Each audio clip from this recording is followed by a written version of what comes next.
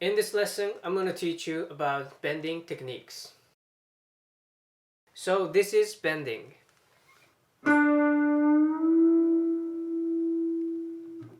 As you can see, bending is a technique to change the pitch from one note to another by bending a string.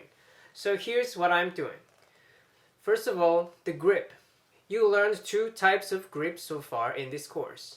The first one is the grip with the thumb over the neck, like this E7th chord.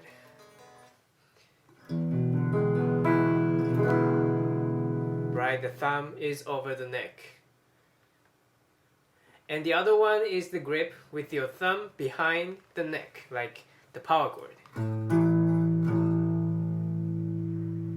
Now we're going to use this grip with your thumb over the neck. So before we play, let's check my right hand movement. So I grab the neck like this, right? My thumb over the neck. And the root of your index finger, here, is on the bottom of the neck, here, like this. So these 2 points are important because you're going to move your right hand pivoting from these points. So the movement is like this.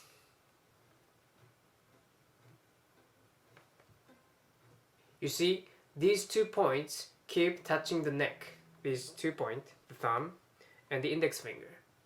They shouldn't go off like this. So the movement is like turning a doorknob. So if I exaggerate, the movement is like this.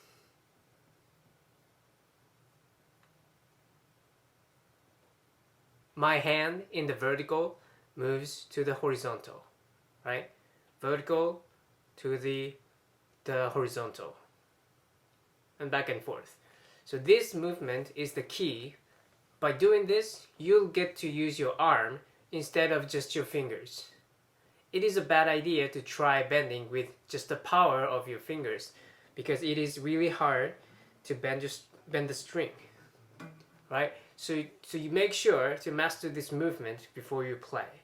Now let's play the bending. For now, don't worry about the pitch yet. We're going to focus on physical movement. So play this note. So this is on the G string, 7th fret. And make sure your thumb is over the neck. And the root of your index finger, here, is touching the bottom of the neck as well. And fret with your ring finger. Make sure you're fretting with the tip of your ring finger. If you don't, it'll be hard to bend. So stand the tip of your finger, just like when you play a chord. Now we're gonna bend this note. As for fingering, bending can be done with any fingers, but the most basic way to do it is with your ring finger. So before you try any other fingers, make sure to master bending with your ring finger first. Now, when you bend with your ring finger, use your middle finger and index finger to support your ring finger like this.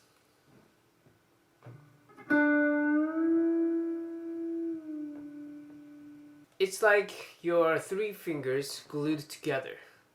This way, it'll be easier to bend. So now try bending like this.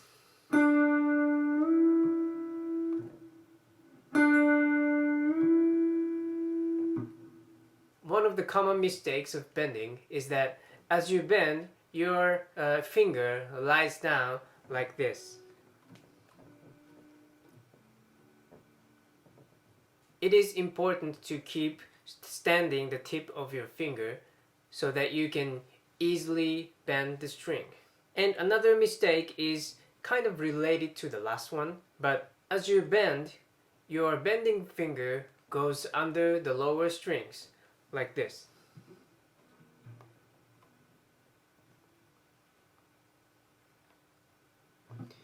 This would be very awkward.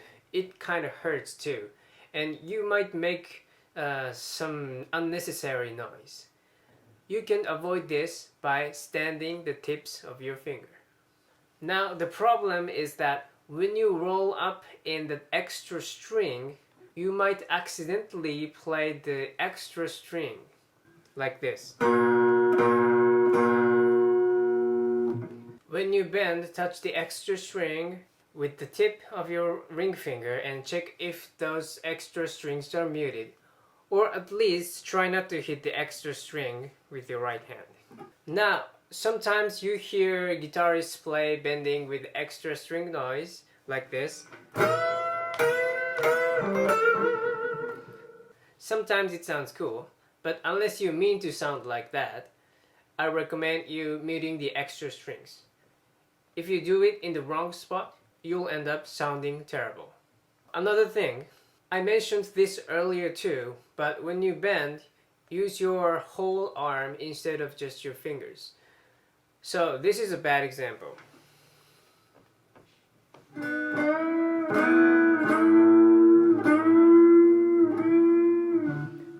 In this form, I'm using just my fingers, but the movement we learned earlier helps, like this. By doing this movement, you are actually using your arm, not just your fingers. It's much easier to bend with the power of your arm, like this.